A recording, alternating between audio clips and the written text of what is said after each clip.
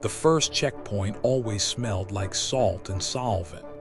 Salt from the spray that snuck in under the blast door whenever the landing pad opened. Solvent from the boot bath the Navy insisted on after a contractor tracked island dirt into the server room back in 13. I'd swipe, nod to the guard, and pretend we both weren't doing the same choreography we'd done 5 days a week for 15 years.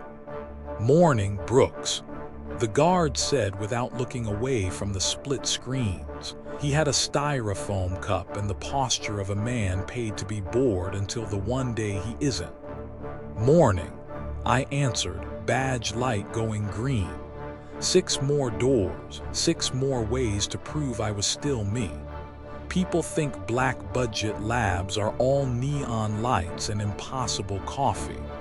Mostly they are fluorescents, stainless, and the kind of coffee that tastes like it resents you personally.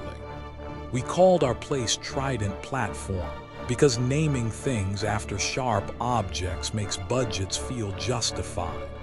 On paper, it was a joint Department of Energy and Navy research facility focused on pelagic materials. Off paper, it was where America kept the node. Checkpoint 2, Decon Arch. Hands overhead, feet on the yellow shoe prints like I was about to be measured for a prison jumpsuit. The mist hissed, the light went from amber to green. Checkpoint 3, Iris. Checkpoint 4, Voice. Evan Michael Brooks. I said into the mic, Midwest vowels still clinging to the name like the smell of cut hay. Checkpoint 5, Hand Geometry. Checkpoint 6, Mass Profile. Checkpoint 7, Millimeter Wave Full Body, where the screen always made me look like a smear of heat and regret. 43 minutes from rotor wash to my chair was a good day. 46 was average.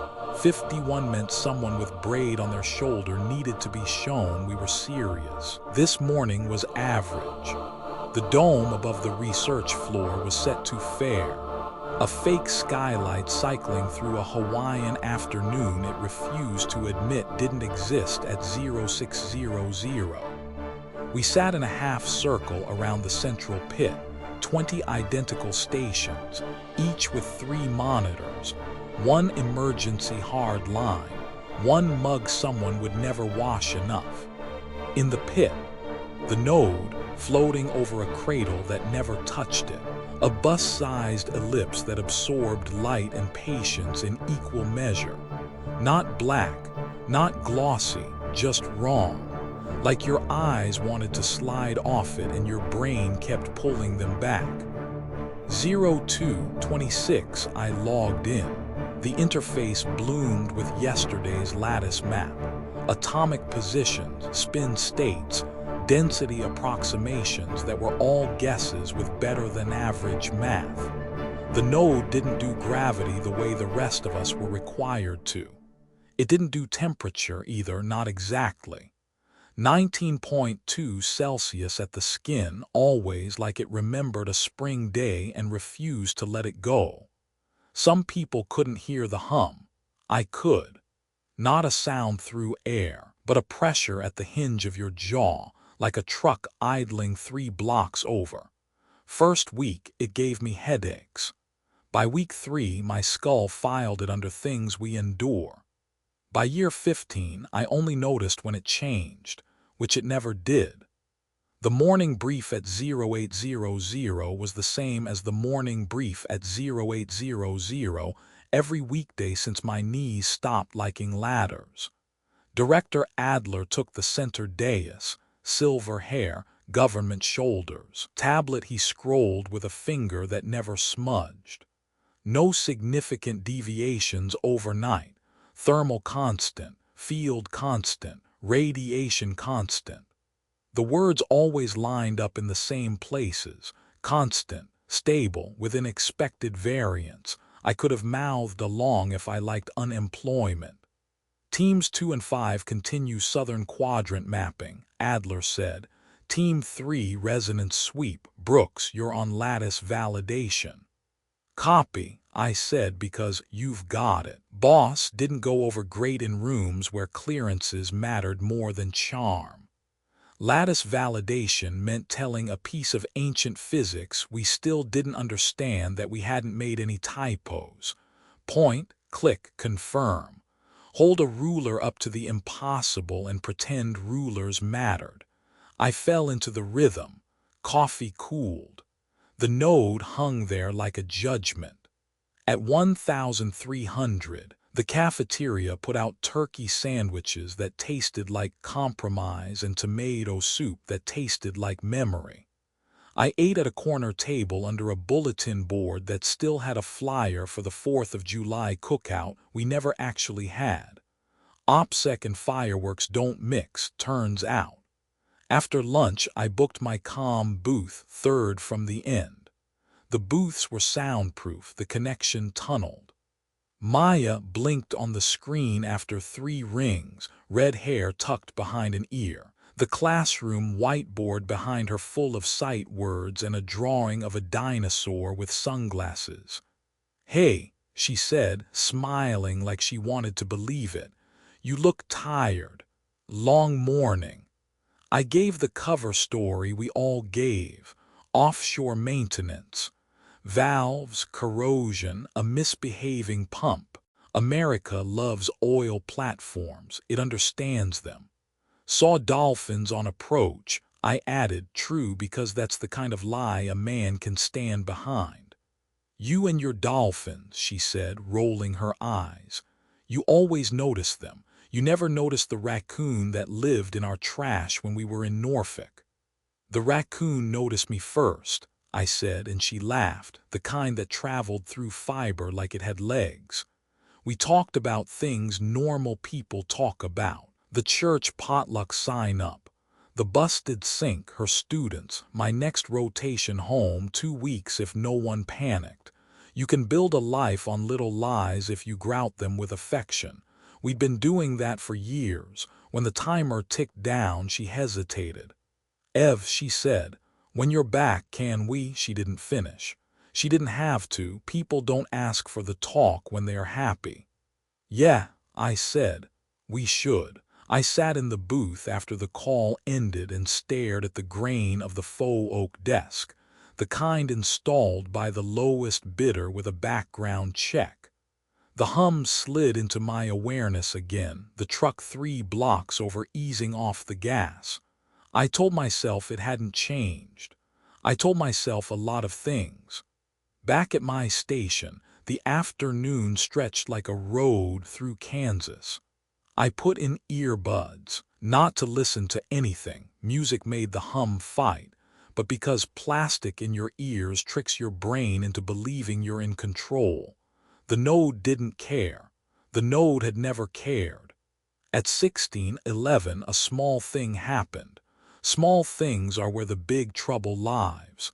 The pressure at the hinge of my jaw eased by the kind of fraction a stubborn man tells himself he imagined. I took one earbud out, then the other. Air noise, fans, key clicks, the dome pretending the sun was softer than it had any right to be, and the node not quite where my head had filed it. I pulled up the acoustic side channel, the instrument we pretended was for completeness because for superstition won't get you grant money. The monitors didn't flag red, no threshold crossed. I widened the sensitivity and overlaid this afternoon on this morning. The lines didn't match, not wildly, barely, but they didn't match. "Huh," I said to no one, which is how bad days introduce themselves. I noted it. Time stamp. Parameters. 0. 32% variance in harmonic content around 43 Hz in the non-airborne channel. The kind of result a grad student gets excited about and a program manager ignores. Then I did the sensible thing. I kept working. Point, click, confirm. After shift, I took the long way to quarters, the habit of a man who liked to know where the fire extinguishers had been moved. The corridors were clean enough to taste. The ocean made a noise down somewhere you couldn't reach. I timed the walk years ago. 9 minutes from chair to pillow if I didn't get interrupted. I stopped twice at intersections that didn't need stopping because the hum had found a note that made the small hairs on my arm stand up to salute. Don't be that guy, I told myself, and was that guy anyway. Sleep is a negotiation you have to win. That night it held out for a better offer. When I did slide under, it was a thin sheet over sharp corners. Morning came because it always does. The lights staged a sunrise, the HVAC staged wind. Oatmeal Wednesday. Coffee in a white mug with a chip shaped like Florida. The joke of the day on the whiteboard read, "What do you call a boat full of knowing looks? A ferry of familiarity." Someone scratched out knowing and wrote classified. I badged, breathed solvent, let the green lights bless me 7 times. The guard said, "Go Hawks," because he'd seen my college hoodie once and our conversations had been 3 words long ever since. My station waited like a faithful dog. The monitors booted. The rightmost one had a square of yellow in the dead center, bright against government gray. A sticky note. We didn't stock sticky notes. Paper is fussy in salt air, and auditors think sticky means leaky. I looked left, right. Nobody was watching me not pick it up. I picked it up. 6 words in blue ink, small cap block letters I had spent middle school perfecting on peaches. You don't have time to wait. The handwriting was mine, not just a guy who also went to American public school mine. The way the crossbar on the T dragged long. The way the O wanted to be an ellipse. I flipped it. Blank. I put it back where it had been and didn't touch it again like it might detonate. There's a place in your chest where you keep the part of yourself that laughs when you shouldn't. That part warmed its hands. "Cute," it said. "You got pranked." The rest of me counted checkpoints backward and replayed lock logs in my head. Accessing workstation footage requires your own fingerprint and 2 people who say you're not abusing it. I was lucky, or unlucky. My neighbor across the ring was Cooper, a Navy lifer turned contractor who believed in rules the way some people believe in horoscopes. "Evan," he said when I leaned over, "you look like you chewed tinfoil. I need to pull last night's cam. I'll owe you the good packets." "Snyder's?" he asked. "You know it." He held out a hand. I pressed my finger to the reader, he pressed his to his, and the system decided we were serious. The video came up on my middle screen. Empty chair. Cleaning crew at 2,200. Empty. Empty. A tech I didn't recognize wandering past at 0113 board. Empty. At 0219 a man stepped into frame, sat down, and took a yellow pad from his pocket. He looked like my driver's license picture if my driver's license had been taken this morning. I didn't breathe. He wrote quickly, peeled the square, set it dead center. Then, because whoever had designed this theater of cruelty had taste, he glanced up at the camera and held my gaze with my eyes. His mouth formed words without sound. I know how my own mouth moves. He said my name. And then, "Listen." "What the?" Cooper said, stopping himself from finishing a sentence the Navy had beaten out of him. "Scroll," I said. He scrolled. Cooper appeared on the edge of the frame at 0221, which was an interesting trick given that Cooper's sleep schedule could be set by the National Institute of Standards and Technology. He and my double talked for 101 seconds. Mine passed him something small, chip small. Cooper's hands did the guilty shuffle even on playback. Then my double stepped back like a man about to cross a street and vanish into a crowd. Except there was no crowd. There was a fraction of a second of overexposure, a wash of white, and the chair was empty. That, Cooper said softly, isn't funny. I didn't bring a camera crew, I said. My throat felt like the air had gotten sharp. He looked at me the way a Midwestern dad looks at a teenage boy holding a slingshot near a barn window. I was in quarters, he said a little too quickly. Sure, I said. Then who is that? A guy who looks like you and knows my face, he said, eyes not leaving the screen, and who just made this all of our problem. We didn't have to say Adler or security. The room had cameras, the room had ears, the room had a door with a handle we all pretended was optional. At 0800, Adler used the same tone he'd use if the coffee machine was out of filters. No significant changes in node metrics. Teams maintain posture. We will be hosting a congressional visitor next month. Keep your notes clean. The man could use a tornado warning as an attendance check. My attention stayed on the sticky note under my right hand, my palm hiding it like it was a guilty pet. You don't have time to wait. I was a patient man by training. Patience is what you learn when the universe doesn't return your calls. But 6 words in my own hand told me patience had aged out. After the brief, I pinged Dr. Elena Bell on the internal chat, senior theoretical, the one who had that look in her eye like she'd already worked the math you were about to suggest and filed it under bring back when the world is on fire. Can we talk? I typed. Slot at 1230, she sent back. Bring coffee. Before 1230 there was work, which meant I did the minimum I could live with. I tuned the acoustic channel to a whisper and let the node sit in the back of my head like a floorboard you know is going to creak when you need to be quiet. It obliged. The 32% was still there, like a hairline crack in a windshield that hadn't decided what kind of day to have. At 1230, I stepped into Belle's office and put a paper cup on her desk. She eyed it like an explosive. You buy me the swill because you don't want me to like you, she said. I buy you the swill because it's the only thing that doesn't vanish from the mess in an hour, I said, and told her the short version. Sticky note, doppelganger, Cooper on tape, wash of white, my name with my mouth. She didn't interrupt. When I finished, she flipped her legal pad to a clean page and drew a circle with a smaller circle inside it.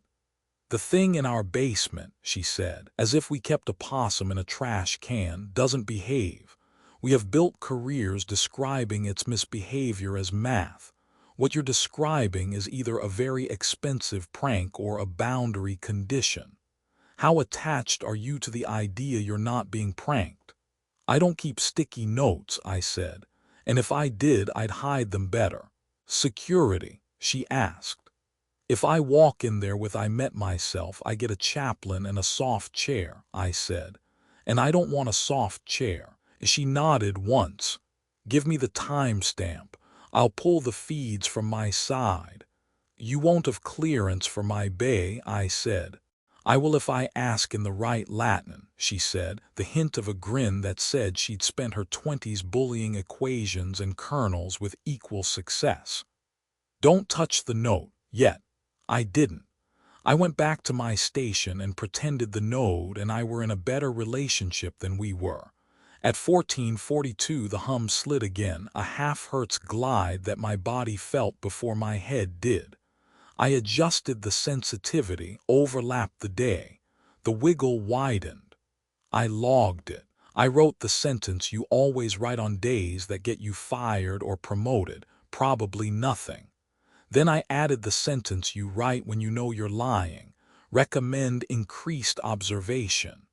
At 16:59, Cooper slid a small shape onto my desk with the economy of a man who'd carried live ordnance. A data chip older connector. Found this in my pocket, he said, voice 3 degrees cooler than usual. I don't put things in my pockets without remembering. You don't put things anywhere without triplicate, I said. Don't quote my virtues back at me, he said.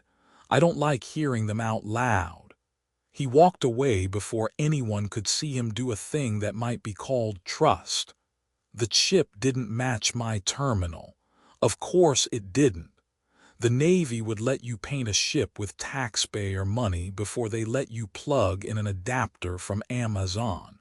I turned it in my palm. It was warm like it had been in a man's pocket for a long conversation. I was still turning it when the PA clicked and security's voice rode the line. "Brooks to conference, eh?" Sanders said. His voice was Midwest flat with a base commander's edge. Now means the part of your day where you pretend you're not rehearsing every question they might ask and every answer that won't get you escorted to a room with friendly furniture. I put the chip in the inside pocket of my jumpsuit and went. Conference had a table long enough that you could land a Cessna on it if you weren't picky about scratches. Director Adler at the head. Sanders against the back wall, arms crossed, jaw not unclenched since 1998. Doctor. Bell 2 chairs down like she had been invited to a knife fight and brought a whiteboard. "Mr. Brooks," Adler said, not looking at the chair he wanted me in because men like him had assistants to look at chairs for them. "We have a problem. We have a lot of those," I said before my filter reminded me it liked being employed. Adler let it pass. At 02:21, there was an unlogged presence at your station. When we pulled the footage, we observed irregularities. "Like a face that looks like mine," I said. Belle's eyes narrowed just a hair because she hadn't told him I'd told her, and now we were all doing a dance with too many partners. Sanders set a tablet in front of me, hit play, the same 2 minutes, the same note, the same mouth saying my name with my lips. "You want to explain this?" he asked, and he meant deny it convincingly or give me a better story. "I can explain many things. That isn't one," I said. "Unless you want a story about how my mother had twins and sold one to the circus." Adler's mouth did not smile. "Do you feel well, Mr. Brooks?" "Define well." "Sleeping, eating, hearing things that aren't there." "I hear the node," I said. "We all do." "Not all," Belle said quietly, which is why I liked her. She stored truths for days people forgot they needed them. "And this," Adler said, tapping the tablet with the kind of discipline that keeps you out of bar fights. "This isn't you. It's me," I said. "And it isn't." We sat with that. The hum rose another fraction as if it had leaned toward the wall to hear us better. "Medical would like a look," Adler said. "Medical always would," I said. "What would you like, director?" He considered me like I was a file he hadn't decided to classify or shred. "I would like my facility to stop producing impossible footage." "You and me both," I said. "In the meantime," Sanders said, "you'll submit to a psych eval, standard." "Nothing about this is standard," Belle said, and Sanders' jaw flexed a single degree in her direction. "This is a national security installation," he said. "We do standard until the playbook runs out. And when it does, we improvise quietly." They released me like a fish they weren't done with. I walked out with the chip printing heat through my jumpsuit and the sticky note's 6 words burned onto the inside of my eyelids. "You don't have time to wait." Back in quarters, I sat on the edge of the bed and stared at the hatch in the ceiling. Old buildings and black-budget platforms have one thing in common. There's always a way for air to get where men can't. The hatch stared back. The hum pressed its forehead against mine. I slid the chair over, climbed, pushed. The panel popped like it had been waiting for someone with a stubborn streak. And a poor sense of what happens to men who mind their own business too little. The crawl space smelled like dust and a thing the Pacific leaves behind when it talks to steel for too long. I shimmied in, pulled the panel back, and lay belly down in darkness that felt close enough to touch. The hum was louder up there, or I was. My phone disconnected, aloud because it contained nothing it could tell anyone through a weak cone of light. Cable trays, conduit, a spare screw that would never be found by the man who dropped it. I moved. 3 hatches over. I stopped. The metal felt cooler. The air tasted different, which is a thing a man only admits in a building where air is a controlled substance. I pressed my ear to the deck. A voice. Not through air, through bone, through the part of your skull that remembers thunder on farm roofs and the way your dad said your name when he wanted you to stop. Evan, it said. My name in my voice, worn down at the corner by something that had been chewing on it. Listen. I didn't move. Moving seemed like a thing that men who vanished on tapes did. You don't have time to wait, the voice said, and the chair in my room under my body far below felt very far away. Find Ward. Ward is dead. I whispered to insulation that didn't care. We didn't say it out loud, but we kept it like a spare key in a kitchen drawer. Transferred is a word you use when paperwork needs to be true and truth needs to be quiet. Find Ward, the voice repeated, or find what he left. The hum surged, a low ocean of it. They are already here. I slid back the way I'd come because I am, at heart, a man who prefers standing arguments to crawling ones. In the room, I replaced the panel with hands that shook like caffeine had changed its recipe. I sat on the bed. The node's pressure settled.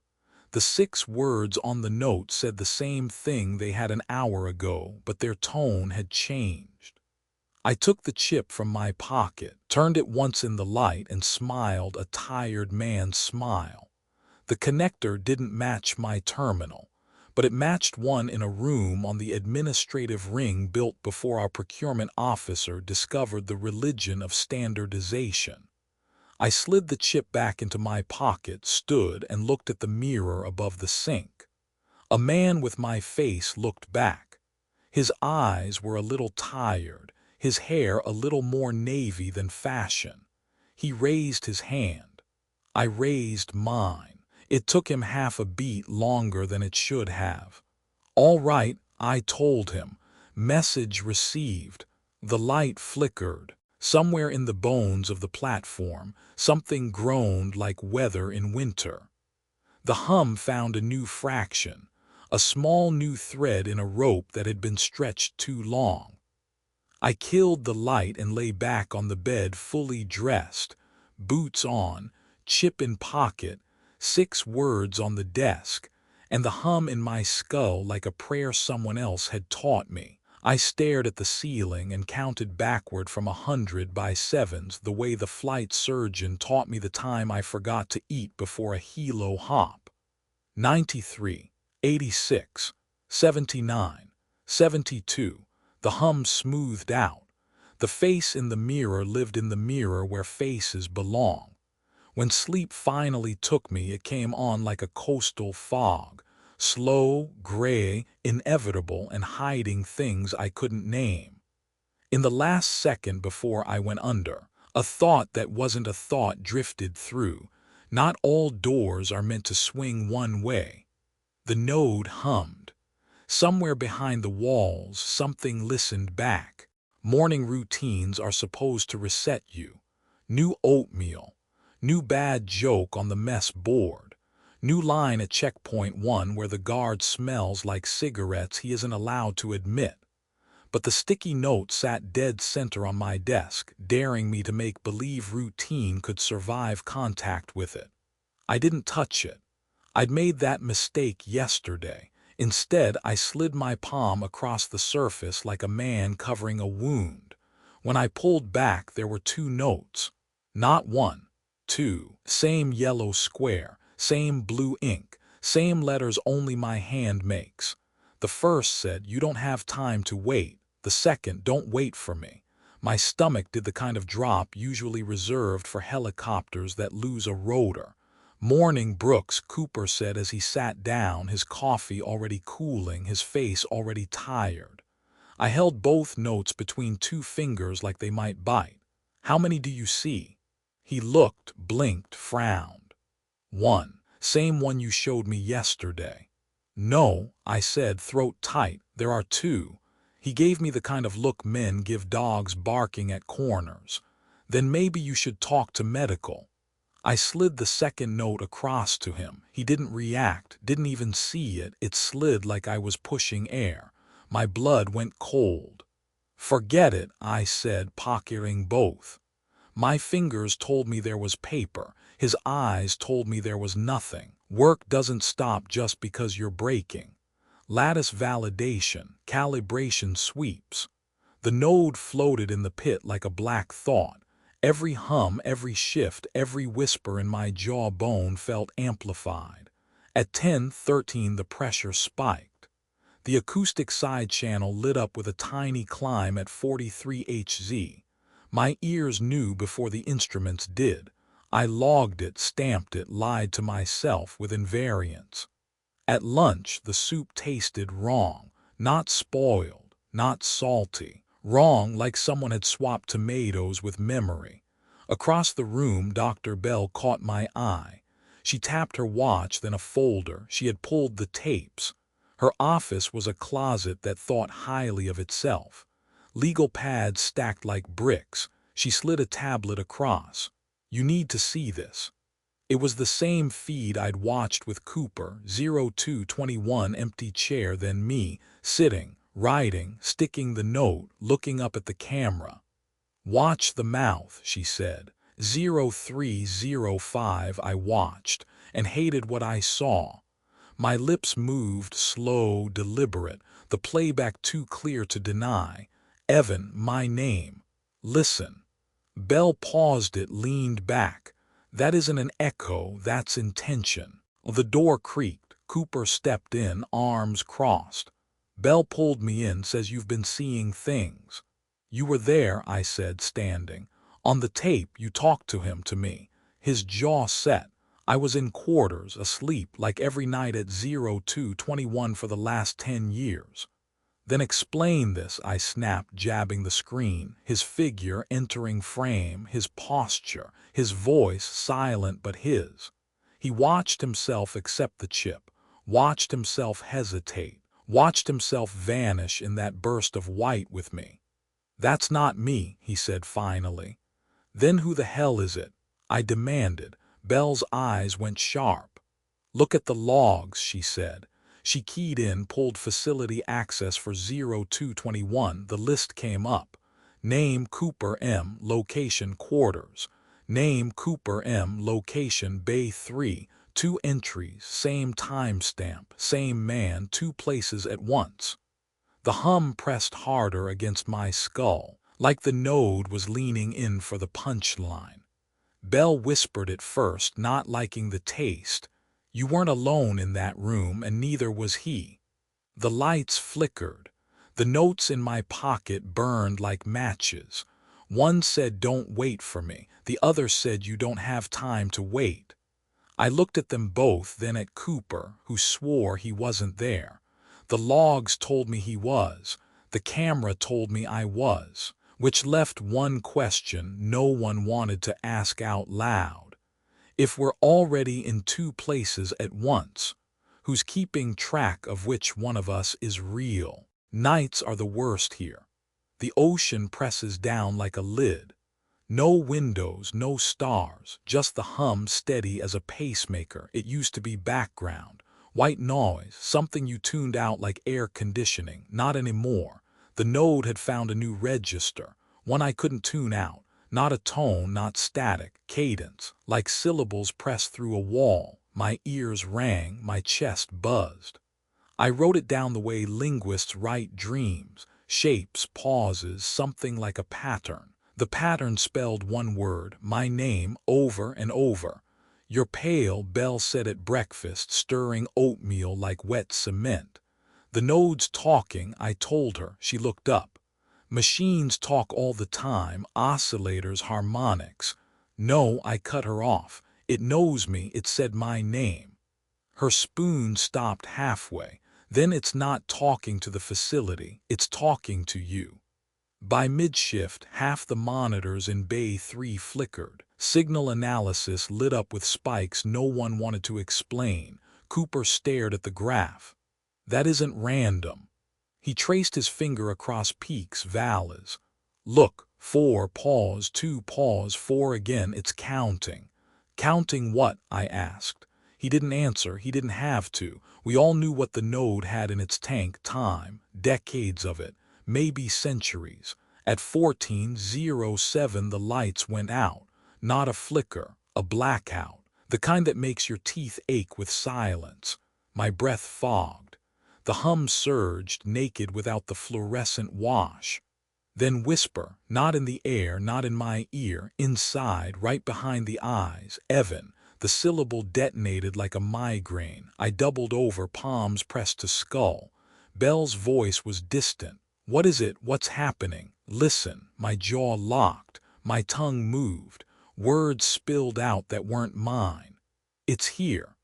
Emergency lights bled red down the hall. Systems rebooted in staggered groans. Monitors spat static, and then every speaker in the facility came online. The PA crackled. Test. A tech muttered, no test. The voice that filled the corridors wasn't mechanical, it wasn't recorded, it was mine. Evan Brooks, the speakers said, my name, my tone, my breathing. This is you. I froze, every hair on my body pulling north. The node wasn't whispering anymore, it was broadcasting. The PA cut out with a pop that sounded like a knuckle cracking. Then nothing. Not air handler hum, not fluorescent hiss. Nothing but the node's pressure thudding at the hinge of my jaw and the taste of copper that tells you your body thinks a fight's coming. People talk loud when they're scared. On Bay 3, tech started narrating obvious things because obvious things are the only things that behave during a storm. UPS is online. Monitors rebooting. Why did the PA sound like him? Because the node wanted it to, I didn't say. Because it had found a way to take my voice apart and put it back together with louder bones. Brooks. Sanders barked from the doorway, all clipped consonants and Middle America authority. Conference A now. Copy, I said and pushed back from my station. The aisle to the door was 18 paces. I've paced it since the day they sat me in that chair. I made it 10 before the geometry forgot how to be polite. It was a T-junction yesterday. Right took you to the admin ring, left to the service stair. I turned right and walked straight into another right turn of the same junction. Same scuff on the baseboard. Same hairline crack in the fire-rated glass. Same Trident platform, safety first placard with the union-mandated font choice nobody liked. Nope. I said out loud to the building, because sometimes talking to your cage keeps you from chewing it. I went left. The corridor ran 20 yards and tucked into the same T I had just left. I put my thumb on the corner and pressed until a clean half-moon of grease glowed on the paint. I went right again, 30 steps, T-junction with a fresh half-moon thumbprint. Brooks. Belle's voice on my shoulder. I hadn't heard her catch up. She followed my eyes to the print. Not great. Could be a prank, I said. Could be, she said, the way a surgeon says little pinch when you can see the scalpel. I bent to the floor and scratched a notch into the baseboard with my badge. We walked. When we hit the junction again, the notch was there, clean and earnest, just where I'd left it. Admin ring, Belle asked. If we can make it remember it exists, I said. The platform map was bolted to the wall every 50 yards. A big "you are here" dot used to reassure the kind of contractor who gets woozy around sealed doors. Now the dot sat in a place that didn't match our shoes. The ring corridors were wrong, slightly squashed, like a circle that wanted to be an ellipse. The emergency egress sticker looked like it had been reprinted on a different printer with a different set of names. Anchor 12 instead of Trident. DOE seal gone. Navy Trident replaced with a stylized knot I'd never seen. "You seeing that?" I asked. "Seeing too many that," Bell said. My badge reader chirped green at a door marked Stair B. I pulled the bar and stepped into a room that had never been on any floor plan I'd been paid to memorize. The air hit colder. My breath came out in faint shapes. Banked along the far wall, generators that didn't match any vendor on our procurement list. A central platform humming like a large animal breathing in sleep. And under a glass clamshell, like a museum display more than a containment cradle, a smaller version of the node, grapefruit-sized, slowly rotating inside a cage of braided metal. It shed light that wasn't light, visibility more than brightness. Instruments around it whispered in a way that made adjectives feel inadequate. A woman in a white lab coat didn't look up. Her badge wasn't navy blue or DOE green. It was bone white with a black diagonal. "Doctor Brooks, you're late," she said, still not looking. "Sector 4 wanted you on the continuity rig 10 minutes ago." "Sector," I began, and then the door punched me in the spine from behind. I stumbled back into Stair B, into a stairwell that belonged to our world again. Rust streak where it always was. Step 3 squeaked if you hit it on the right side. The door on the far landing was labeled Admin Ring, authorized only in the same adhesive letters a stenciling contractor bragged about in a bar on Oahu somewhere. When I pushed back into the generator room, it was a shallow supply closet with a mop sink and 3 boxes of nitrile gloves. Bell's hand hovered in the air where my back had been. "You saw it too," I said. "I'd love to say no," she said, "but then I'd have to explain why my heart rate monitor thinks I'm running stadium stairs." "Continuity rig," I said. "A term I haven't heard and don't want to hear again," she said. "We took the stairs up 2 flights. I counted steps to quiet my hands. The risers didn't obey. 12 became 11 became 13. I stopped counting because sanity is a resource you don't spend where it won't buy you anything." The admin ring smelled like paper and old carpet, a different species from the stainless and bleach of the lab. The door to records had a lock older than the last 3 presidents and a security camera that had never met a firmware update. "Your antique terminal lives in there?" Bell asked. "If the building will let it exist," I said and badged. It did. For now. Records had that library hush that makes you talk softer about nothing. Beige file cabinets marched in rows, each drawer a metal coffin for paper that still mattered to people who think paper matters more than discs. Along the far wall, under a yellowed poster of a smiling sailor holding a wrench, sat a terminal with a port old enough to vote twice in Illinois. I slid the chip out of my jumpsuit pocket. The plastic felt too warm from my skin. My fingers didn't feel like mine when I lined it up and pressed. The screen stayed dead 7 seconds too long, then woke into a green-on-black text that felt like home if your home was a college basement full of Ethernet cables and ambition. /MNT/X/chip mounted. Files. 1. Ward 22481, V2. Bell leaned over my shoulder. "Ward," she said, and the syllable loosened something in my spine I didn't know was tight. I opened it. The first page was a map, not of the node's lattice, of us. Trident platform, structural/topological overlay. Thin lines sketched the corridors, rings, wedges, Overlaid on top, a constellation of points marked with concentric circles like sonar pings. Thin spots Ward had typed in a font that made you think of command lines and pizza boxes. Each spot had a timestamp series next to it like it pulsed. He wasn't just mapping the node, Bell breathed. He was mapping where the building fails to be itself. I scrolled. Ward's notes were half equations, half diary in the margins. Door leads to itself 3x between 02, 000300. Fire map label swap trident with anchor 12 between 14, 0016, 00.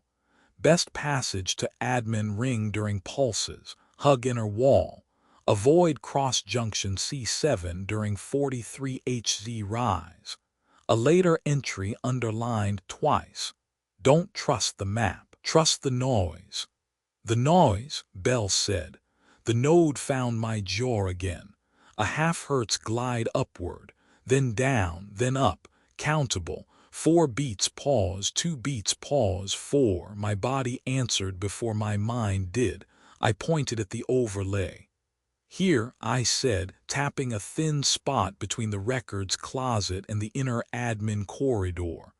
Ride the inside of the curve when it's rising, not falling. We are not surfing an ontological tide, Bell said, and then because she's the kind of scientist who doesn't let good data go to waste, but we probably are. I scrolled again. At the bottom of the file, beneath the map, a block of text blinked into being that hadn't been there the first time my eyes hit the page. Evan, you're reading this because you finally stopped pretending you couldn't hear IT. Don't wait for me.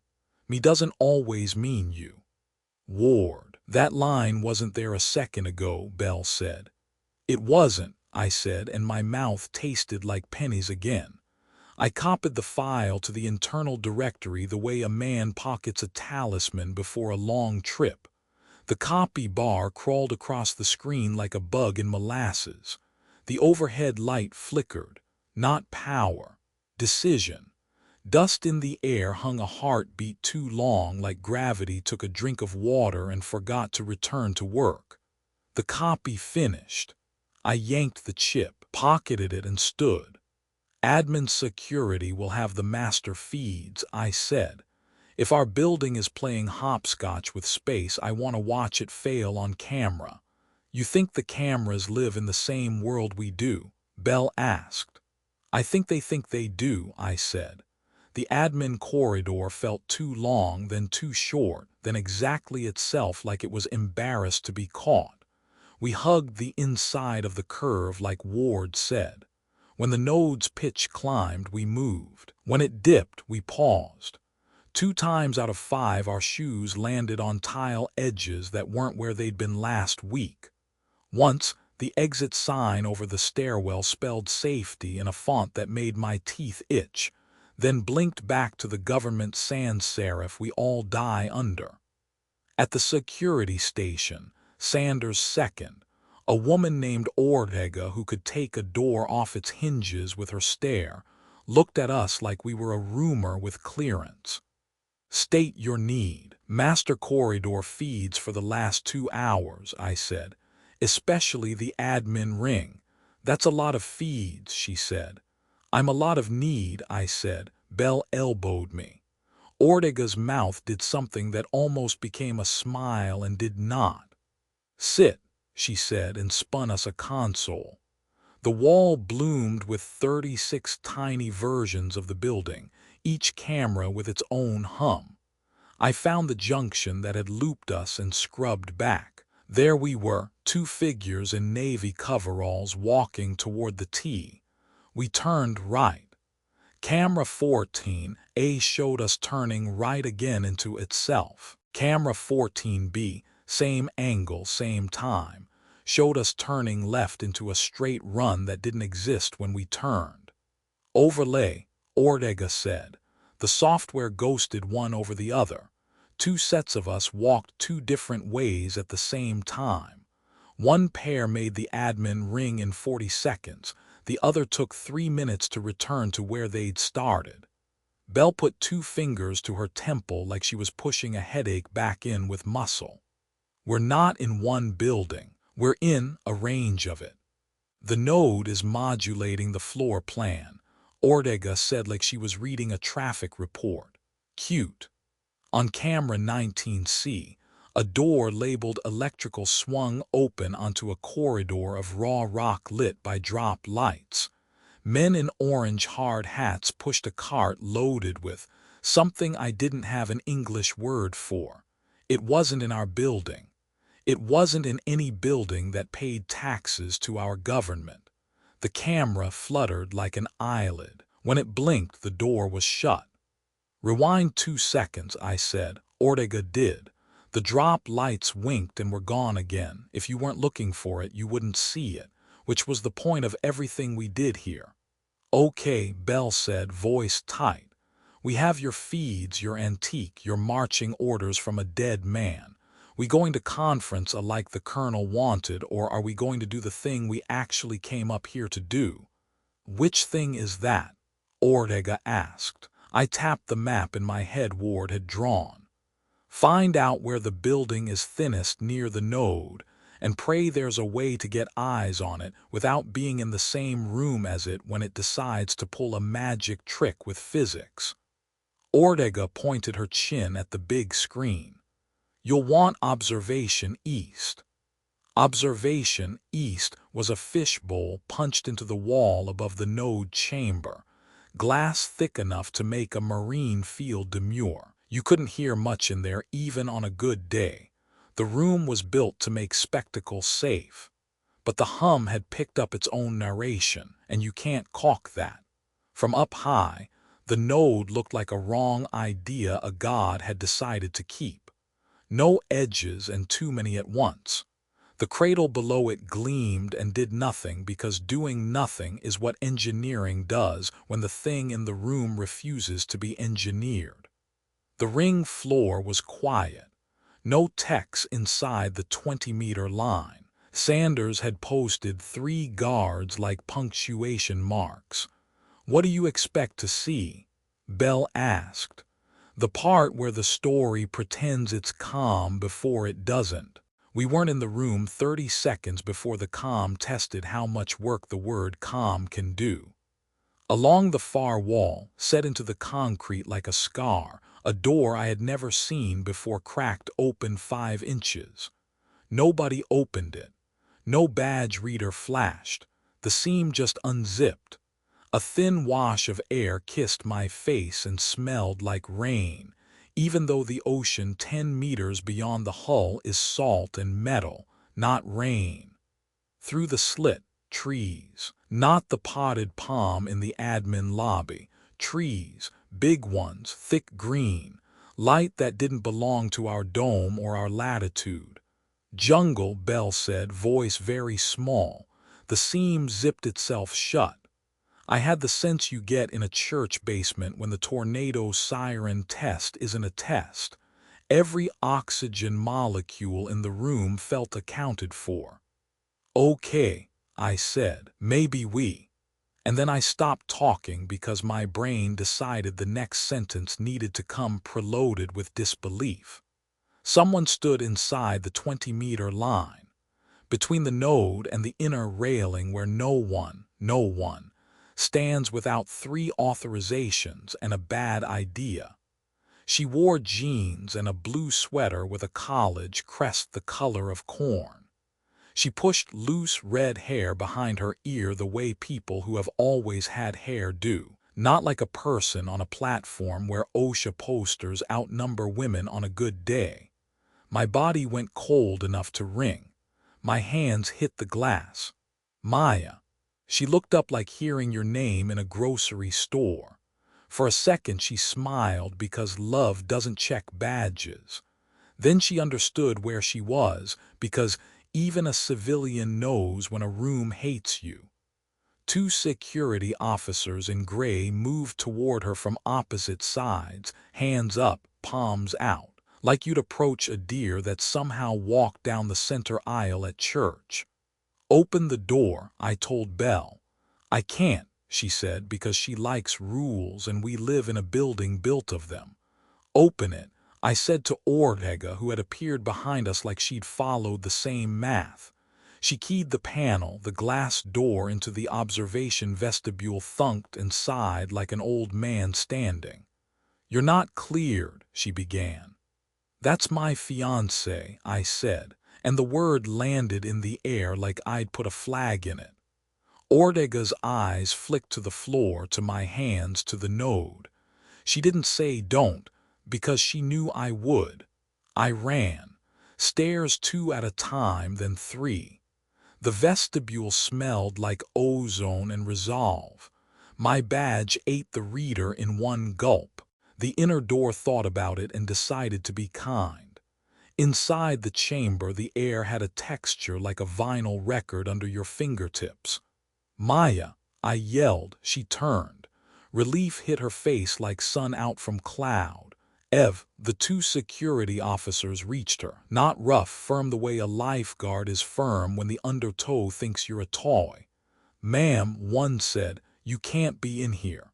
She can't be on the platform, I said. How is she in here? The officers looked at me like you look at a man who has asked the right question on the worst day. She didn't come through the checkpoints, the taller one said. She was just, he gestured a daisy petal of a hand at the floor. There. The node's pressure climbed a degree. That thin almost light along its skin sharpened like a drawn breath wanting to be language. Ev, Maya said, eyes locked on mine. The rest got eaten by the hum. Her lips formed find me. Not sound, shape, memory. Every muscle in her face meant it. We're getting you out, I said, because that is what you say even when you don't own enough verbs to make it true. A static ping danced across the ceiling speakers. My voice, again my voice, filled the chamber as if the room wanted to hear me tell on myself. Evan Brooks, it said, this is you. Maya flinched. The officers flinched. I felt the sentence land in my bones like a rehearsal. The node brightened a hair. Don't wait for me, the speakers said, in my cadence, my Iowa vowels, my air. The 6 words I had found on paper in a room that didn't stock paper. The taller officer spoke into his shoulder mic that had decided to be shyer than usual. Control, we have an unauthorized civilian inside the inner ring. Requesting. The mic spit noise back. Not static. A rush of whispers like a beach where the language is waves. The AC cut for 1 second and came back already pretending it hadn't. I took 1 step toward the inner rail. Something in the air pushed back, gentle hands on my chest. Not electrical, not heat, preference. The room preferred me where I was. Evan, Bell said from the doorway, voice packed tight. Don't get closer. She can't stay there, I said. She can't be here, Bell said more softly. I looked at Maya. She nodded once like a person about to jump from a roof into a firefighter's blanket. Find me, her mouth made again. Ev, find me.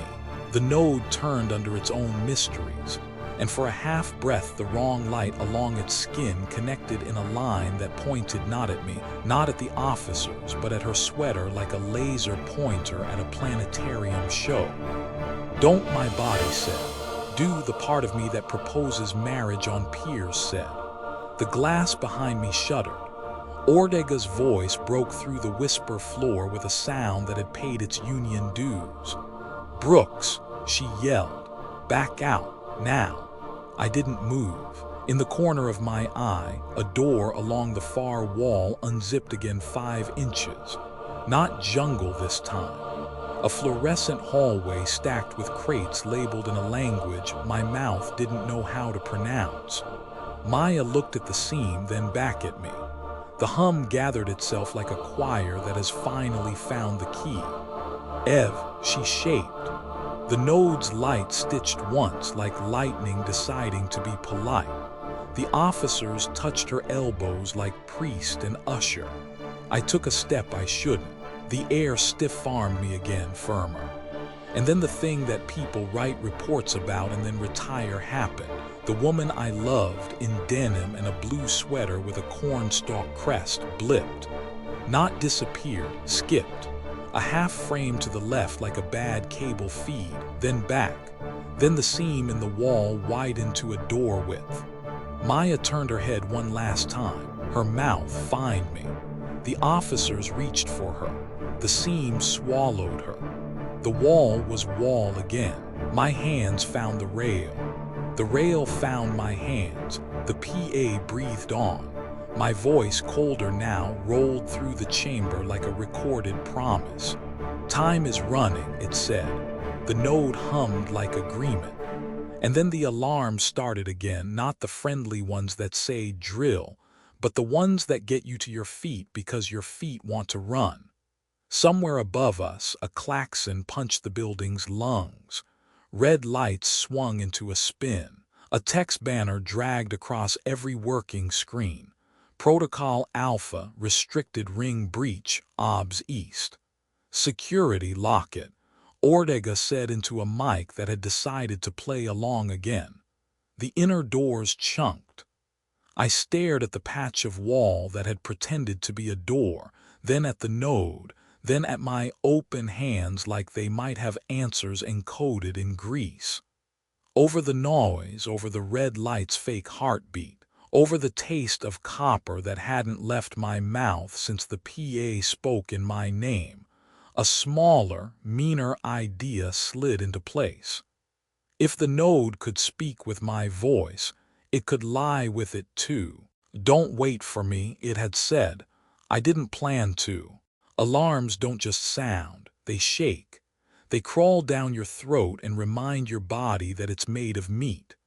Protocol Alpha's klaxon punched the platform's ribs and the red strobe spun like guilt in a bottle. Guards ran in practiced lines, doors chunked, panels locked.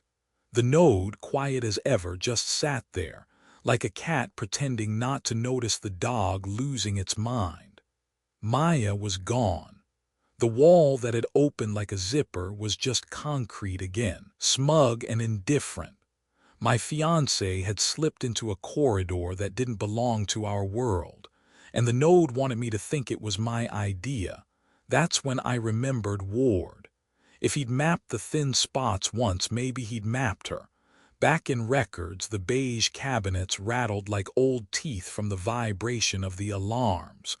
Bell kept watch at the door. I pulled drawers until my knuckles stung. Nothing. Then step ladder, ceiling tile, dust in my face. I reached up and my hand closed on leather. A journal, real stitched human. Black leather scuffed like it had been through years of pockets. On the inside cover, Ward in blue pen block letters.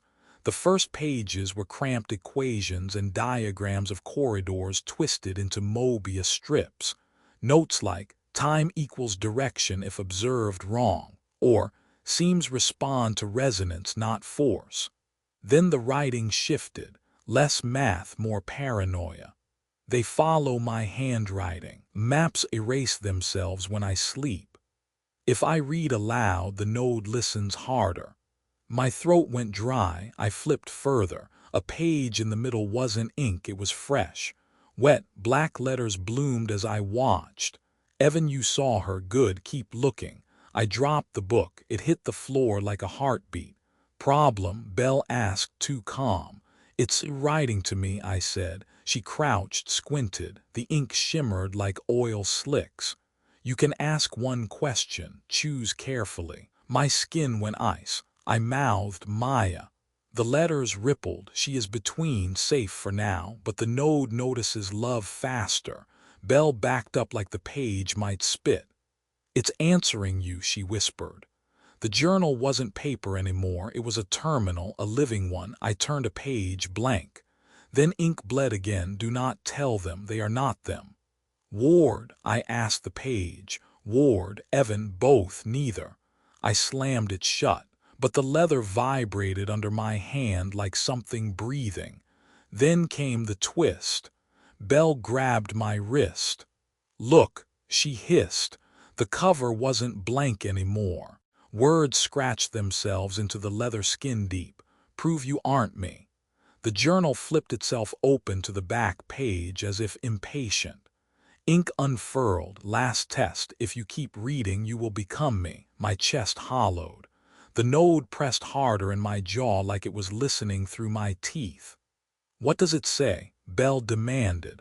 I didn't answer because words were still writing. Evan, stop now or lose your name. And beneath it, scrawled slower, like hesitation, Meyer is waiting in the same room I was last seen. My heart stopped. Last seen. Ward had disappeared 6 months ago. That was the official story. I traced the sentence with my finger. The ink smudged warm. The book pulsed once like a second heartbeat, not mine. And then all at once every page turned black, solid tar black, except for 4 words written across both spreads in screaming white. You will not win.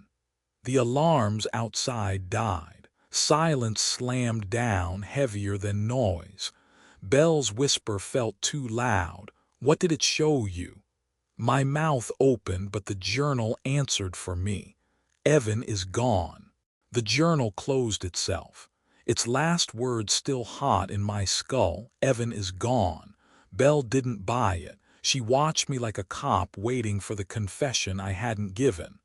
We need to test it, she said finally. If Ward mapped the seams, if Maya's in there, we have to know if they are real. I should have said no. I should have burned the book and prayed. Instead, I nodded. Bay 7 was mothballed years ago. No active equipment, just crates of sensors too obsolete to throw away, perfect for a secret experiment.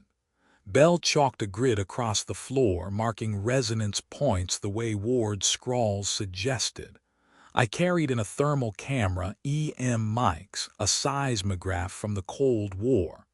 At the center, the node's hum tickled my jaw like anticipation. Not here in the pit, here in my bones. Belle knelt, flipping the journal to the page with Ward's instructions. Hum along. The line sat in his neat handwriting, too casual for what it meant. You're kidding, I said. She wasn't. She tapped her throat. Resonance opens doors. You're tuned to it. You heard your name. Sing it back. My laugh sounded like fear wearing humor as a mask, but I stood in the chalk circle anyway. I started with the low hum I'd carried in my teeth all week. The note settled in my chest, buzzing like a loose wire. The seismograph hiccuped. The EM mic spiked. Belle's eyes widened. Keep going. I dropped my pitch. The air rippled. For a heartbeat, the chalk lines bent like heat haze. Then the wall across the bay tore a seam, not broken, not cracked, unzipped. Behind it was not another room, not hallway, just dark, dark with depth, a dark you could fall into. Holy hell, Belle whispered. I wanted to dive in. I wanted to sprint until I hit Maya, but Belle held my shoulder. Test first. We used a probe, a long steel rod with a sensor head. I slid it forward. The tip crossed the seam. Instantly, the sensor went flatline. Pull it back, Belle said. I tried, only half returned. The rod ended in a melted edge as if the other half had never existed. My stomach flipped, but before I could speak, the seismograph jumped. The seam wasn't just swallowing, it was breathing. Each inhale pulled air, dust, sound. Each exhale pushed whispers we couldn't parse. Then something tugged, hard. Not on the rod, on me.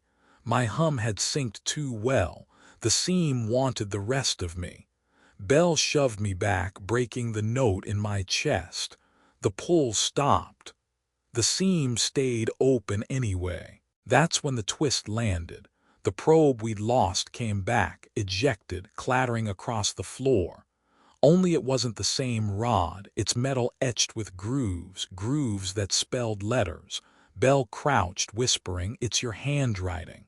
The groove said, "Do not hum again." We froze. The seam hissed like cooling steel. Then a second echo, my own voice faint from inside.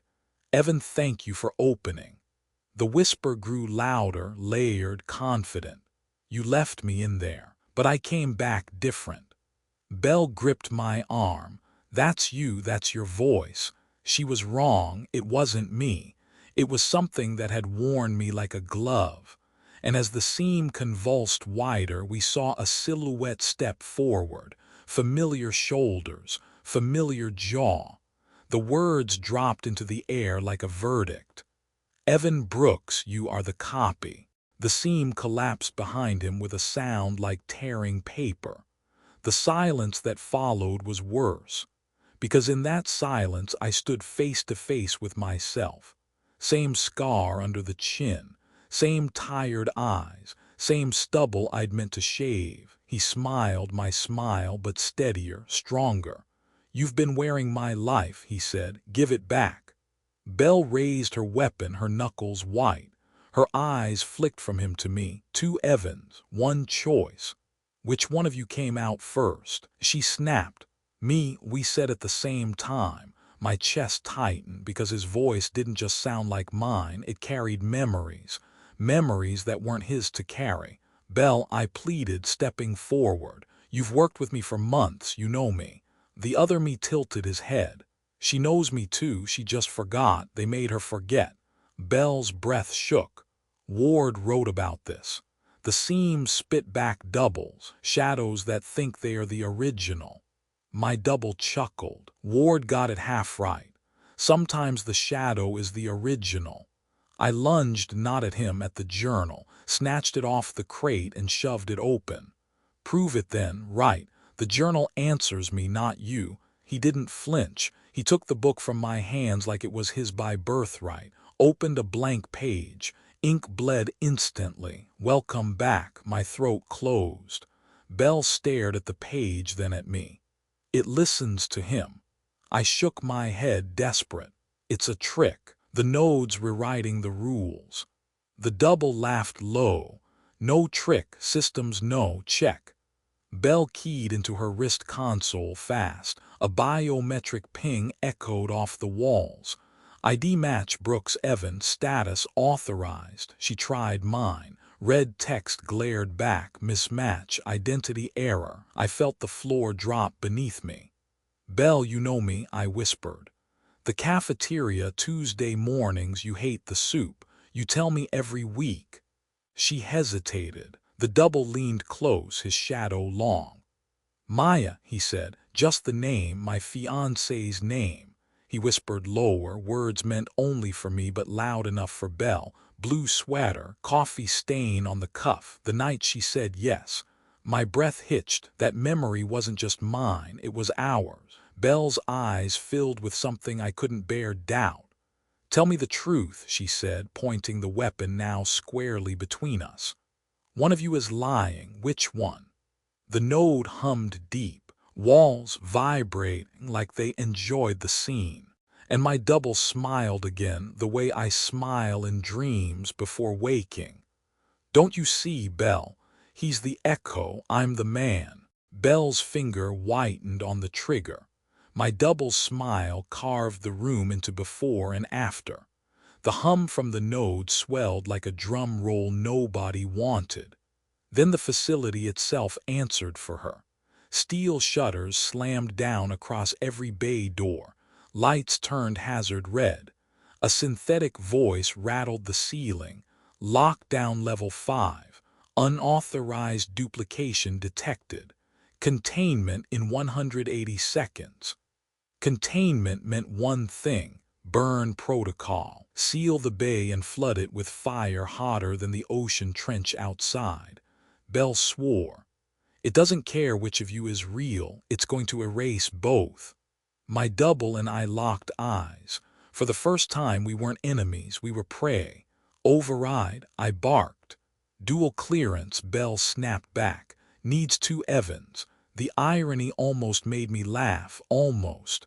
We ran to opposite terminals, mirrored by fate.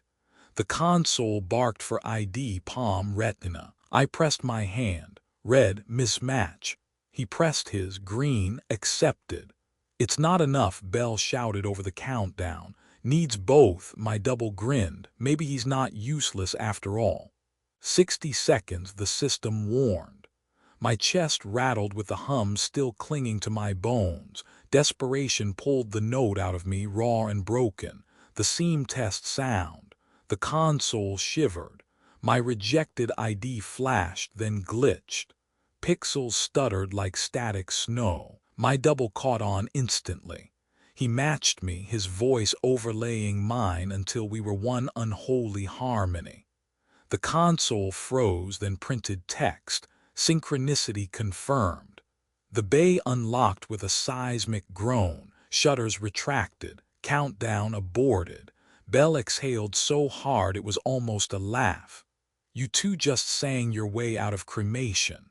My double turned, wiping sweat. Told you I'm the original. Only the real one can open doors. That wasn't just you, I shot back. That was both of us. Without me, you'd be ash. He didn't answer. He didn't have to. His smile said enough. Survival gave him the higher ground. Then the twist turned darker. Belle's wrist console pinged, a medical alert tone we all knew. She froze, staring. Vital sign detected. My stomach leapt. Maya, she nodded. Heartbeat trace, weak but alive. Relief nearly buckled me until she added, "But the signal isn't routed to your profile, Evan." She turned the display. The vitals pulsed green under the name, Evan Brooks authenticated. My double's wristband glowed with her heartbeat. Mine stayed dark. Belle whispered the verdict neither of us wanted. According to the system, Maya belongs to him. My double met my eyes, heartbeat echoing in his console like it had always been his. And in that moment, I couldn't tell if I was trying to steal her back, or if I was just a thief caught in the act. The hum shifted pitch. Doors we'd never seen before eerized open at the bay's far wall, steel parting like theater curtains. A tunnel sloped downward, deeper than the schematics allowed. Belle stared at her console. Signals moving, it wants us to follow. My double raised his glowing wristband. Maya's heartbeat tapped through his veins like Morse code. He smiled without meaning to. "She's calling me," he said. "She's alive because I kept her alive," I snapped. "Don't rewrite the story." Belle shoved us both. "Shut up. We go now or lose her." The corridor smelled wrong, like dust and ozone, like air that hadn't been breathed in centuries. Panels flickered overhead, not with light, but with impressions, faint shadows of rooms that weren't there. Offices, labs, a child's bedroom. They blinked in and out as we moved, like memory burn on a screen.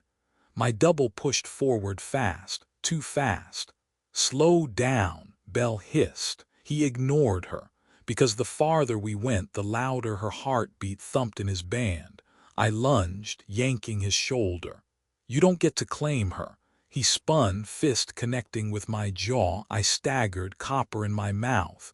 Belle shoved between us. "Fight later, she's dying now."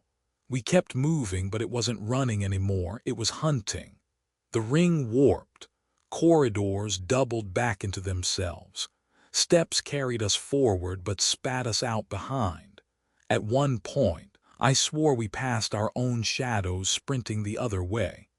"It's folding space," Belle panted, "trying to split us apart. Or trying to decide which Evan gets through," my double added, smirking through sweat. Then came the twist.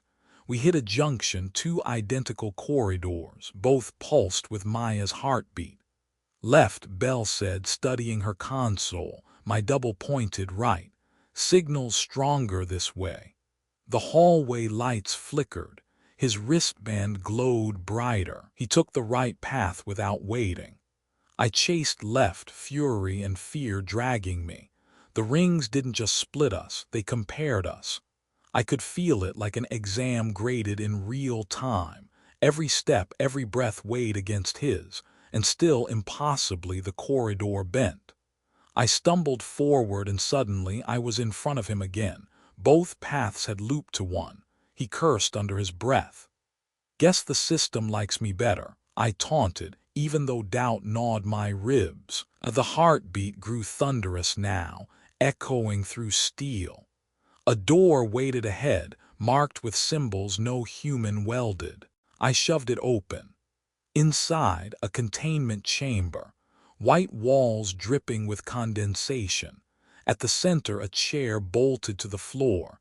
Maya slumped, tubes webbed into her arms, head tilted like she'd been asleep too long. Maya, the word fractured in my throat. I rushed forward, hands shaking near hers. Her eyelids fluttered. Slowly, painfully, they lifted. Her lips parted. And then, hoarse, barely air but clear, she whispered his name, not mine. My knees buckled as if the floor had betrayed me. Maya's voice, cracked and thin, filled the sterile chamber like gospel. But the name she whispered wasn't mine. My double rushed forward, dropping to his knees by the chair. He cupped her face with hands that matched mine in every scar and line. "I'm here," he breathed. I staggered closer, choking on words. "Maya, it's me. I found you." Her gaze slid toward me, unfocused, pupils swimming. Her lips trembled, as if my outline blurred in her memory. "Two of you," she whispered, like the dream. Belle hovered in the doorway, weapon lowered but not forgotten. Her voice was a knife in cloth. "This isn't just about identity anymore, it's about which one she believes." I wanted to scream that belief wasn't truth, but truth here bent like the corridors. My double leaned close to Maya. They pulled me through seams, twisted me into echoes, but I fought back. "I came for you." His words stung because I could have said them, because maybe I had said them once. "Maya," I pleaded, stepping nearer. "Remember the cabin in winter? Power cut out, we lit candles, you laughed at me burning soup." Her brow creased. She turned her eyes, searching me. "I remember, but it wasn't you alone, it was both, two shadows at the table." Belle cursed under her breath. "She remembers both timelines, you're entangled." "No," my double said sharply. "She remembers me. He's contamination."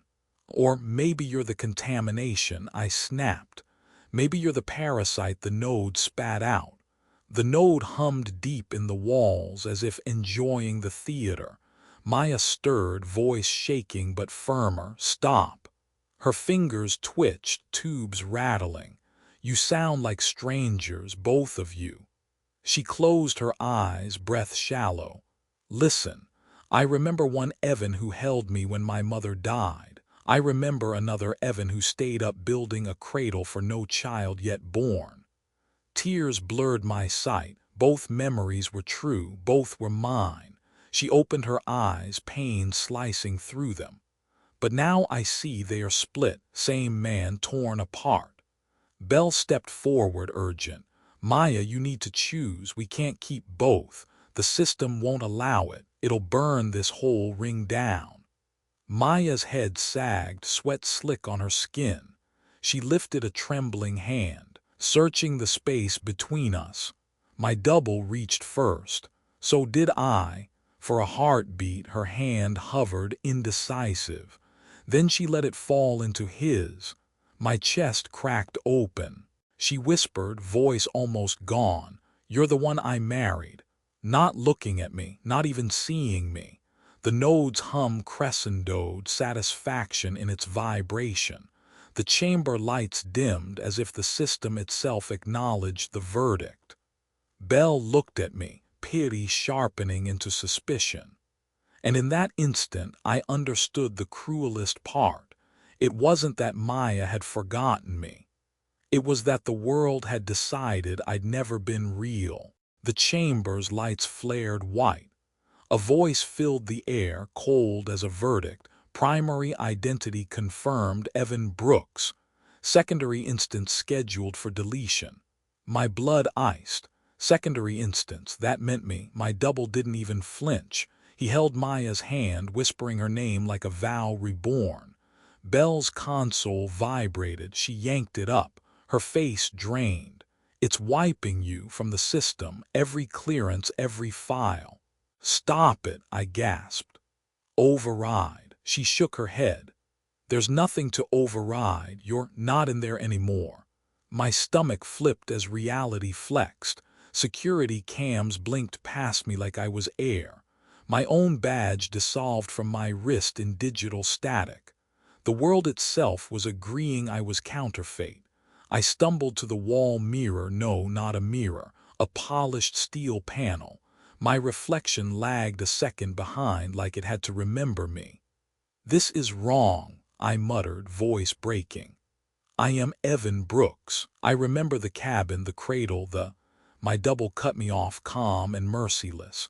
Memories can be copied. You're a printout of my life. He wasn't lying, but he wasn't right either, because something stirred in me, a warmth, a pressure. My memories pulsed, not fading, growing louder. They weren't dying with deletion. They were resisting. Belle caught it first. Wait, he's not vanishing. She stepped closer, scanning me. The system's trying to wipe him, but something's anchoring him. My double frowned. That's impossible. Unless, Belle whispered, the seams kept a copy Ward never logged. Unless he's not a glitch, he's a key. My chest burned. I saw flashes, not just memories, but coordinates. The cabin, the cradle, the hospital, the night Maya's mother died. Each one overlaid with faint glyphs like seam markers. I staggered, clutching my head. They're not just memories, they are doors. My double stepped back, eyes narrowing. For the first time, fear cracked his voice. What are you? Then the walls flexed. A seam unfolded across the chamber, shimmering like glass over water. Only this time the reflection wasn't me. It wasn't him either. It was nothing, no Evan at all. The node's hum rose until my teeth rattled. Then words, clear, deliberate, spoken in a dozen overlapping voices. Step through secondary, become the original by erasing both.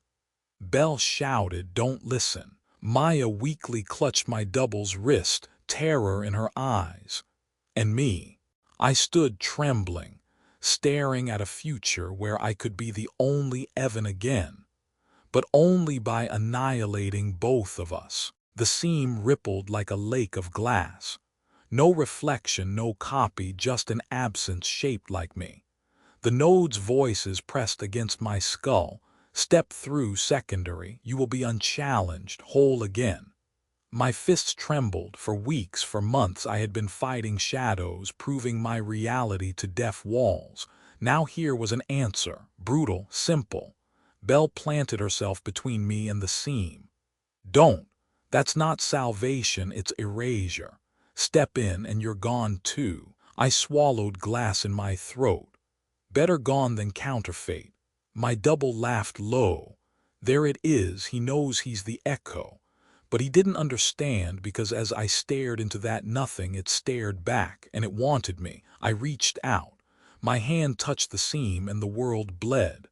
Suddenly I was standing in dozens of rooms at once. The cabin firelit, Meyer asleep in my arms. The lab empty, lights dead. A hospital, monitors flatlining, cradle rocking with no child. Futures, pasts, all splintered, all waiting for which Evan would claim them. I stepped 1 foot through. Cold ripped my body in half. In the seam I was both present and gone. Yes, the node purred. Rewrite, delete the false line, merge. Behind me, Belle screamed, "Get out of there!" My double lunged forward, grabbing my arm. His face twisted, not hatred this time, but panic. "If you do this, none of us survive, you hear me? Not you, not me, not her." I looked into the seam again. Maya was there, not bound, not broken, smiling, alive. She mouthed my name, my name. My chest broke open. She hadn't said it in this world, but here in the seam she remembered. Tears blurred my sight. Maybe this was the path. Maybe this was the only way to take her back. I leaned farther in.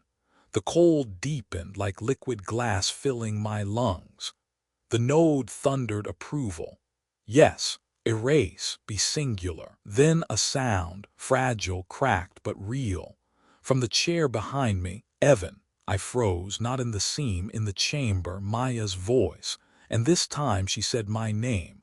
My double's grip tightened. Belle dragged at my shoulder, and the seam turned hungry. Its pull widened, threads of air stretching. Papers, tubes, even the lights overhead ripped toward it. Belle's scream tore through the chaos. It's taking all of us. I staggered, half in nothing, half in world. Maya reached weakly from her chair, terror on her lips. My double clung to my arm, fighting the drag. 3 of us caught on the edge of erasure. And the node whispered with cruel delight, "Then let it take 3. The seam widened into a mouth. Air thundered into its hunger, ripping charts off the walls, tearing tubes from machines. The chamber was a storm of absence. My body lifted from the floor, boots scraping, hands clawing at nothing. Belle shouted, but her voice shredded against the roar. Maya's chair slid, bolts squealing. She reached out, terror wild in her eyes. My double and I lunged the same instant, both catching her wrists. And for one impossible heartbeat, the 3 of us were tethered together against a void. Then the world broke. My vision shattered into shards, dozens of scenes playing at once. Evan and Maya at the altar, only him beside her. A hospital bed, Maya never waking. The cabin with me alone at the table, a cradle swaying empty. Belle standing over 2 graves marked the same name, Evan Brooks. My chest convulsed. The seam wasn't just dragging us, it was showing us options, futures, timelines, each demanding exclusivity. My double howled beside me. "I see it. I see the truth. I'm the original. You're a thief." I roared back, spit and tears ripped into the air. "You stole her voice." Maya sobbed, her scream piercing the cyclone. "Stop, please. You're both Evan." The node's voice thundered in overlapping tones. "No, there can be only one anchor. Choose, or none will remain."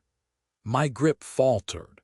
My hand slid slick with sweat from Maya's arm. Her face twisted in agony, her body pulled between us like a rope in a war of selves.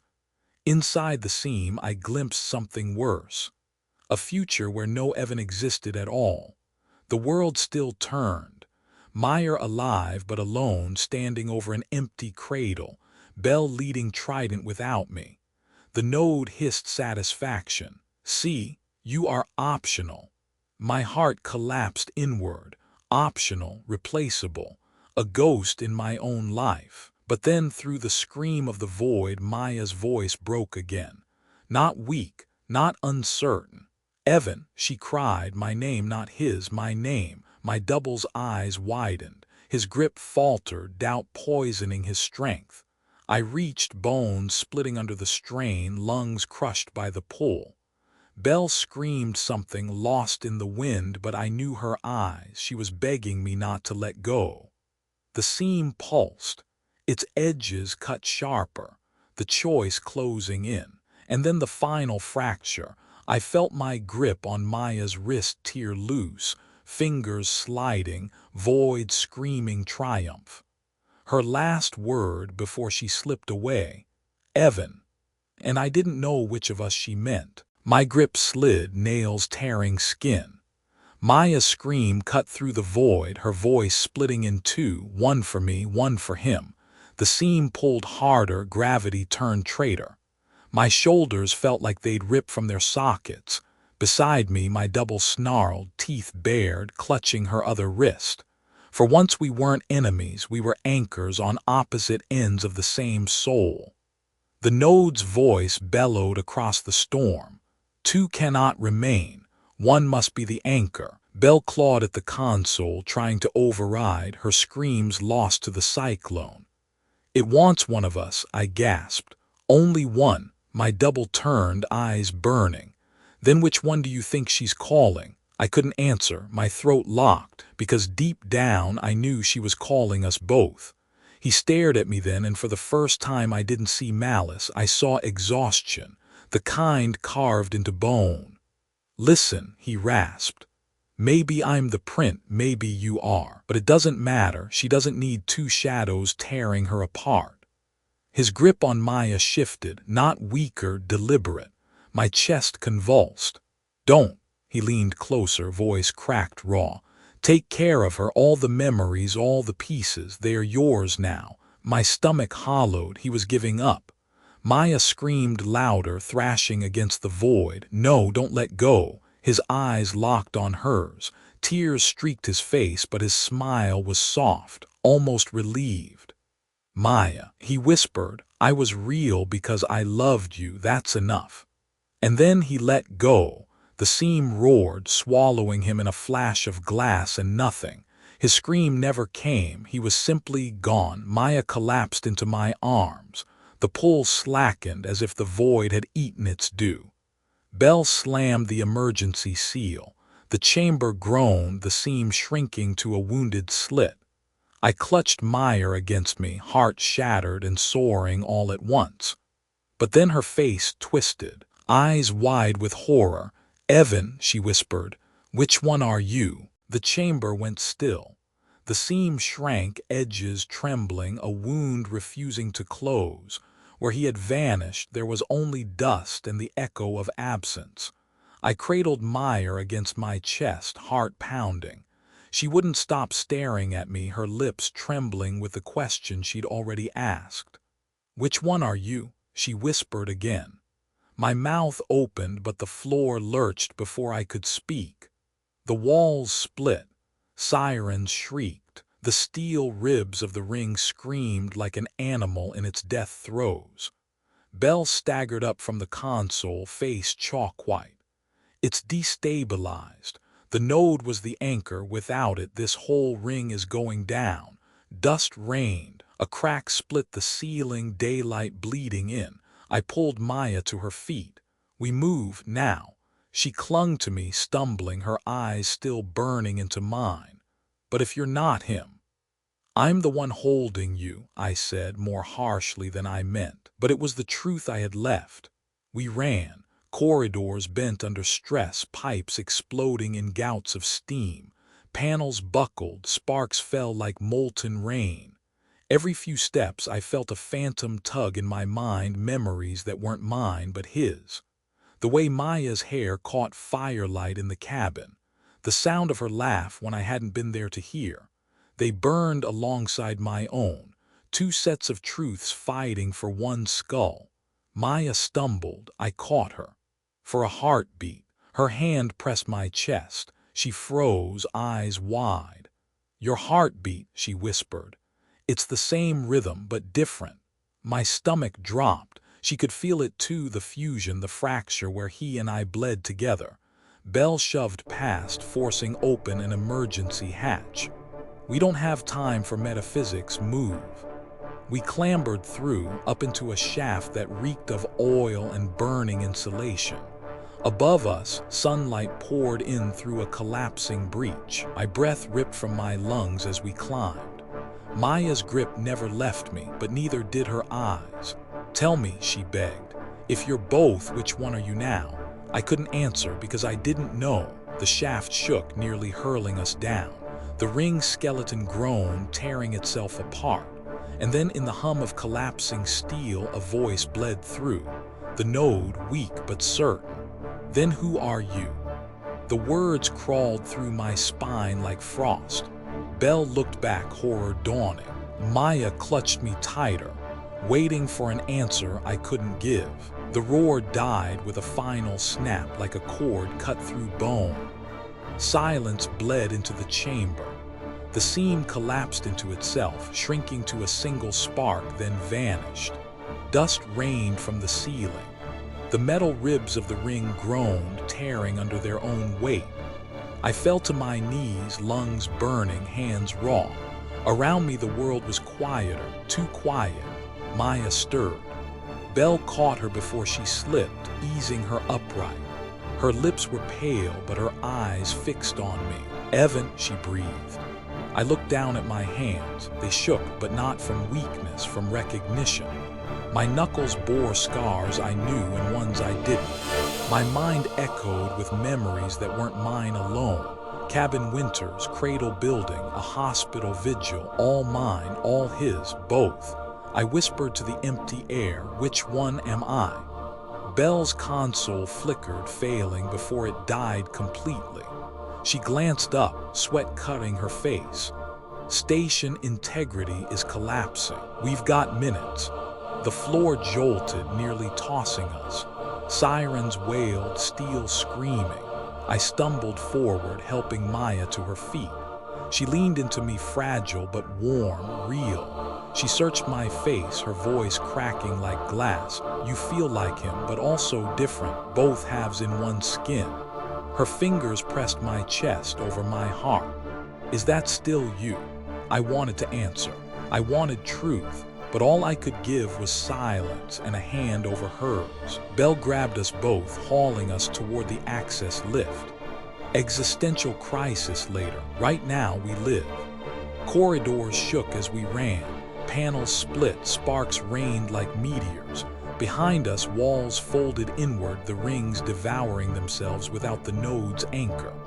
The lift shaft was cracked open to the surface. Wind howled down, sweet and alien. We climbed, rung by rung, toward daylight. At the top, the hatch groaned.